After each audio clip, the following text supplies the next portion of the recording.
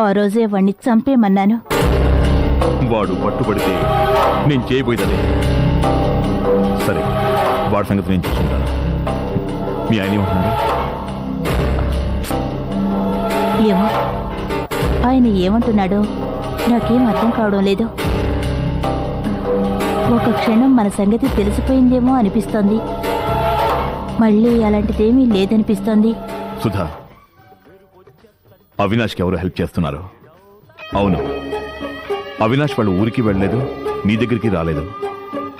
పైసా చేతిలో లేకుండా, తెలిసిన వాళ్ళు ఎవరు ఊళ్ళో లేకుండా ఉన్నాడంటే అతనికి డెఫినెట్గా ఎవరో హెల్ప్ చేస్తున్నారు.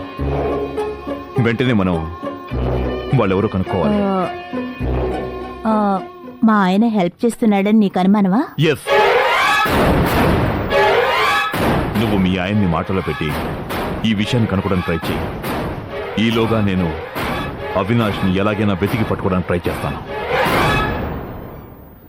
సుధా, ఇలా మనం 5 నిమిషాలు 10 నిమిషాలు కలుసుకోవడం నాకు చాలా కష్టంగా ఉంది సుధా. అవినాష్ మనకి అడ్డం లేకపోతే మనకి ఏ ఆటంకం ఉండదమ్మా. త్వరగా ఆ పని చూడు. బాయ్.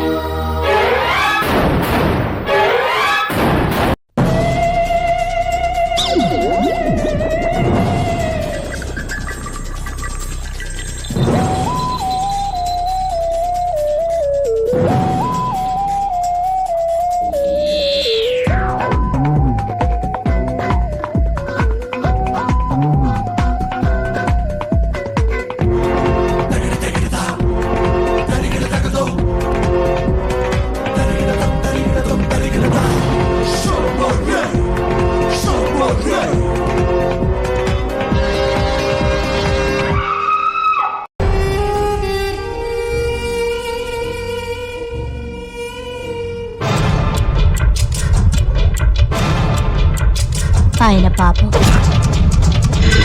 ఏంటి?